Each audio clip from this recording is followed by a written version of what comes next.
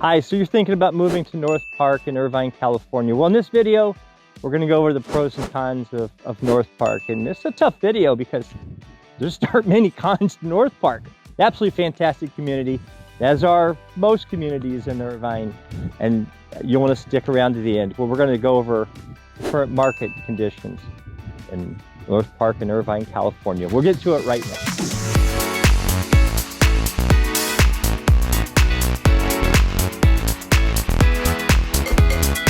Hi, if this is your first time to the channel, welcome. If you want to know everything there is to know about living, sleeping, playing, buying a home in Irvine, California, hit the subscribe button, click the bell for notifications so you'll be the first to know when we upload new videos on Irvine, California and some other areas. Please check out our other videos. We've got Shady Canyon, we've got Orchard Hills, we've got Portola Springs. There's a lot more. We've got a great vlog of Northpark. Here's the pros and cons. Don't forget to check out our map video. You certainly don't want to miss that. Hi, my name's Bruce Clark. I'm a real estate agent with Coldwell Banker. Been doing this for more than 17 years and absolutely love it. We get calls, emails, text messages every day from people looking to make a move to Irvine, California, and we absolutely love it. So whether you're looking to make a move in the next 7 days, 70 days, or even further out in the future, give us a call, send us a text, shoot us an email. We'd love to help you make a smooth move to Irvine, California. All right, in this video, we're going to talk about the pros and cons of Northpark in Irvine, California. And frankly, it's a tough video because there just aren't that many cons to Northpark. Absolutely fantastic community, centrally located. Today, we're recording at the Hicks Canyon Community Park, which is right outside the gates of Northpark. And we'll go over the gates because they're guard gated. This is a 16-acre park, has 2 lighted baseball/softball fields. There's 2 lighted softball or soccer fields. You've got a tot lot. You've got a lot of green, of green to run around and play. You know, throw some frisbee, fly kite. There's also barbecue and picnic areas. So absolutely fantastic. Again, that's right outside the gates of Northpark, which you'll see in our map video. Don't forget to check out our map video of Northpark. We're also pretty close. Let's talk about location. So Northpark is a little west of Orchard Hills. So Orchard Hills is just above Northpark. Built between 1999 and 2003. There's about 900 homes. But again, the location absolutely fantastic. The reason I mentioned Orchard Hills is because you're close to the Orchard Hills shopping. You can easily walk there. So location, you can walk to the Orchard Hills Shopping Center one way. You can walk to the Northpark Shopping Plaza the other way. In fact, right now we're smelling a lot of good food coming from restaurants over. There's Chai Lan, which is a Chinese/Korean restaurant. There's a Starbucks. There's a convenience store. There's Brugger's Bagel. There's all kinds of things, and that's over the Northpark Shopping Plaza. On the other side, you've got a huge, there's an H-Mart going in to the Northpark Shopping Plaza. On the other side in Orchard Hills, you've got a phenomenal pavilions. You've got, again, some other restaurants. You have Mediterranean, you have Zav's, and just all kinds of things. So lots of good food, lots of good entertainment close by. You have the Irvine Spectrum about 15 minutes away. You're talking about 1 million plus square feet of 2 million square feet of entertainment, of restaurants, of shopping. We're talking about Nordstrom. We're talking about Cheesecake Factory, California Pizza Kitchen. There's an Improv. There's a Regal Cinema. Just an amazing number of things to do. And that's Irvine Spectrum. Now in the link in the bio, we're going to have links about the community park, Hicks Canyon Community Park, about Northpark Shopping Plaza, about Orchard Hills. We'll have the Irvine Spectrum. So again, it's an absolutely fantastic location. Of course, Irvine is considered one of the safest cities in America. The weather is moderate. What are we? Probably 82 degrees today. Very low humidity. A light breeze. Just almost no bugs. It's truly amazing. Coming from Indiana, you get eaten up by mosquitoes. Not that way here, but it's an absolutely fantastic location. So as far as location, very much a pro. There's really no negative to location of Northpark. Safety, one of the safest cities in America, Irvine. Couple that with 3 guard gated access points in Northpark. So you only have 3 ways, and in my map video, I go over where you enter. but there's only three places to enter Northpark, and they're all guard gated. Hospital-wise, you've got a Hoag urgent care center within about 3 to 5 minutes. Hospitals are 15 minutes or so. They're as you're heading down towards the Spectrum, so you could hop on the 5 and exit Sand Canyon. Check out the map video, and you'll see the exact route there. So very much a pro. Security, access to healthcare should you need it. Again, very much a pro. If you need gas, there's a Chevron over at the Orchard Hills, convenience store across the way in the Northpark Shopping Plaza. Built between 1999 and 2003, you do have Mello Roos. HOA is between $235 and about $485. The reason that it would be higher is because in condos, they cover the exterior, they cover the maintenance of the exterior area, plus they cover the roof, and there's some other insurance. So condos and townhouses have 2 HOAs. But if you own a single-family detached home here in Northpark, for example, you own a Huntington or a Cambria or Mendocino or Saratoga, models that I go over in my map video, then you would have 1 HOA. That's a pro because you have the parks, and there's multiple parks inside Northpark, and the maintenance is fantastic. Matter of fact, there's an HOA representative from Crummock and Hughesby on site, so it's very well maintained. The negative, Mello Roos, taxes, takes you from a little bit above 1% to approximately 1.3%. Map video, I show you a picture of the tax bill so you see exactly what you're paying. So figure $2 million home, $26,000 taxes, give or take a few $1,000s. The positive though of the Mello Roos is that you have all the parks. And so what they've done is they've decided, instead of hitting everybody up in the city or county or state up with additional taxes for infrastructure improvement and those things, they issue what's called a Mello Roos bond. Mello Roos bond expires typically 26 to 30 years. This was built in 1999. So you're talking 2025 to 2030 would be the expiration of the Mello Roos bond. If you have a question on the Mello Roos bond, let me know, shoot me an email, text message, call, whatever's good for you. I actually have the bond. I did a bunch of research for a client once on that and met someone who actually helped draft and write Mello Roos bonds. So the interesting backstory there. So 1.3% taxes. Great Park is approximately 1.8%. So that's a big difference between Great Park and Northpark. Of course, those homes are newer. The pro schools, Irvine Unified School District, one of the best school districts in the country. However, what's interesting is the high school is actually Beckman, which is Tustin Unified School District. So even though you're going to Hicks Canyon and Irvine, but still for high school, the kids are going to go to Beckman High School. Absolutely fantastic high school. It's not far. What are you, probably to the high school 10 minutes? No, not far. Just south of Bryan. So there's multiple ways to get there. You can go Jamboree to Bryan, or you could even go, Culver also, or Jamboree, either. It will get you there. Very much positive. Schools are competitive. They're fantastic schools. So kudos to the Irvine Unified School District for keeping the standards high and excellent instruction. Again, safety. From the location, let's talk about to Newport Beach. You're 20 minutes, you're a half hour, let's say 40 minutes to Laguna Beach, 45 minutes to Huntington Beach, 20 minutes Newport Beach, Newport Coast, Corona del Mar, Crystal Cove. There's a ton of stuff to do there. So again, location-wise, fantastic, absolutely fantastic. The 5 freeway is not far. You're about 3 miles away from hitting the 5 freeway. 5 freeway takes you to San Diego, also takes you to Los Angeles. So you can go south to San Diego, for an hour and 15 to an hour and a half, 2 hours with traffic tops. Great drive though. Goes by the Marine base there, Pendleton, and goes by the ocean. And that's what's cool, as you're driving to San Diego, you've got a fantastic ocean view. There's a rest stop that we stop on the way in the rest area. The opposite way north would be Los Angeles. Traffic is just crazy. You're going to LA, you've been an hour and 15. Could be 3 hours. Really depends. When you hit, depends on where you go. You've got the 101 that's merging. Of course, you've got the 405. It depends on which way you go, but it can be a pretty rough rough trip. So you'll certainly, from Irvine and Northpark in Irvine, you'll want to check to see how the traffic is, because again, certainly going into LA, you end up with some pretty big traffic issues, but you're really not that far.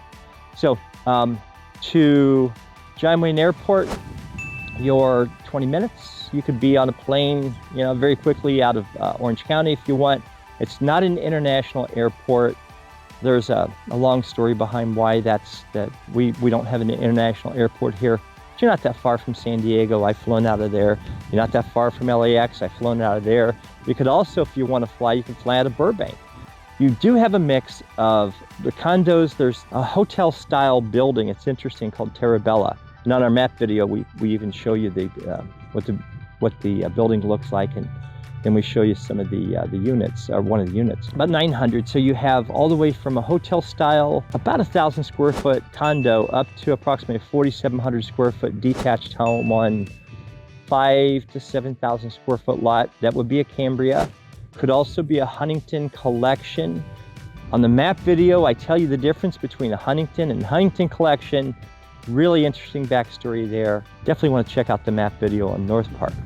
So from a pro and con perspective, that's pretty much all I have. There's just so much to love about living not only in Irvine, but in Orange County, California, or Irvine, California, but also living in Northpark in Irvine, California. So whether you're looking to make a move in the next 7 days, 70 days, or even a bit further out, I'd love to hear from you. Give me a call, shoot me a text, send me an email. I'd love to help you make a smooth move to Northpark in Irvine, California. All right, as promised, here's a market report and update for Northpark in Irvine, California. So what I did was I went back a couple months. We have May, June, and July of 2022. Those are the market snapshots. Then I went back a couple years. Once you get a sense for what's happened in 21 and 2022 and the differences between certainly 2021, which was an aberration and dominated by COVID. A couple things before we get started. The Federal Reserve just raised the Fed funds rate 75 basis points, which is 0.75%. Fed funds rate is the rate at which banks borrow from the Federal Reserve for overnight.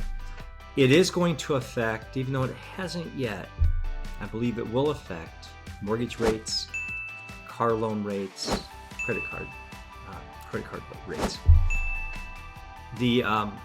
What's interesting is the market built in an increase of the 75 basis points. So we actually saw a little decline in mortgage rates. It was really interesting. That kind of counter to what a lot of people were thinking. However, again, it's more expensive to borrow. They're going to charge us more. Talk is of another Fed funds rate. Who knows if that's going to happen? We'll see. But it's going to be interesting. The effect is that it's not really going to affect the rental market because people still have to rent. It does affect affordability, which means more people are going to need to rent. So you're not going to see a decline. Are you going to see an increase? Probably. We've seen a continued increase, continual rise in lease rates. So income properties are still good investments. I've helped people with those. So if any questions, let me know. Help people buy and sell income properties. The affordability, definitely affected. In Orange County, it's less than 15%. 33% of cash buyers, this is immaterial to them. For all things being equal, everybody wants the best return, but for purposes of buying a home, this really has no effect for the most part on cash buyers. But those who are getting financing, this certainly will affect. But let's get into the numbers and we'll see what we have. So for May of 2022, 8 properties sold, an increase of 9%, which meant 7 homes sold in April. The market, days on market, takes typically how long a home takes to go into escrow, 25 days, an increase from April. New listings up 44% from April. It's a big number, 44%. And month supply of inventory up 8. So it was 1% in April and 1.12% in May. Now what that means is if no new homes came on the market, it would take 1.12 months. So basically a month and 3 or 4 days for all the homes to sell. So no new homes, everything would sell within a month and about 4 days. So let's go forward and let's take a look at June. So in June, 5 properties sold. A little slowdown. It's down 33%. Days on market declined. I'll come back to that. New listings increased, went up 1, and the month supply of inventory went up. You see 86. Big number. So let's go back. This is what we have. This is interesting. 8 homes sold in May, 11 new listings. In June, 9 new listings. Now what's interesting is a month's supply. So 8 properties sold, 11 new listings, 5 new properties, 9 new listings, 5 properties sold. So talking about a month's supply, a 2-month supply, but the days on market declined. Kind of a incongruence there. So what I believe is that we're seeing buyers want to get into escrow quicker on a home. However, they're taking longer to close. Not only that, about 25% of buyers are canceling. We see it in new home contracts. Builders are reporting some problems with homes closing. It could be materials, length of time. It could be financing. Again, the Federal Reserve just raised the Fed funds rate. If they haven't locked or committed to a rate, certainly could go up. So, but we're also seeing people cancel. Now, why would they cancel? Could be contingency. Here in California, contingency allows you to cancel if you have not removed all of your contingencies. Contingency is the loan, the appraisal, the inspection, homeowner association. You get documents. It could be that the buyers are getting an estimated closing statement, seller statement, and the numbers they're just too big. Could be that you initially thought you were going to pay $4,300 a month. It comes in at $5,300 or $6,000. Rates are higher. They didn't anticipate the Mello Roos being as high as it is. There's a transfer fee they didn't expect. Some other communities have a transfer fee. Counties typically do. Some cities do. Not Orange County, but we do have a county transfer fee. And some communities like Rancho Mission Viejo have a transfer fee. And it could be that, again, coupled with the homeowner association dues, it's just not affordable. We have some, if you're going to Newport Coast, if you're going to the high rises like the Marquee here in Irvine, you could be $1,500 easily a month. In fact, in Shady Canyon, we did a video, and they charge based on lot sizes. And so if you've got a double lot, then you're going to pay 2+ times what the average lot owner owns in Shady Canyon. So we saw one that was $1,500. Again, if you have a $10 million home, probably not a big deal. But if it's a $600,000 home, next to $1,500 a month, that's a big number.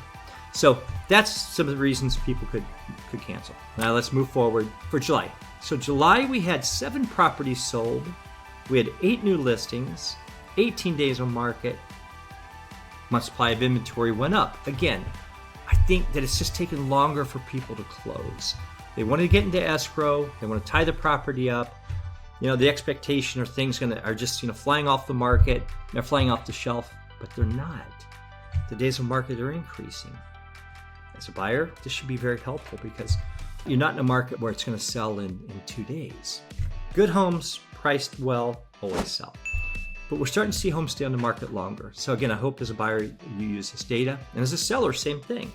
Sometimes that offer that looked phenomenal, looked good, turns out to be phenomenal.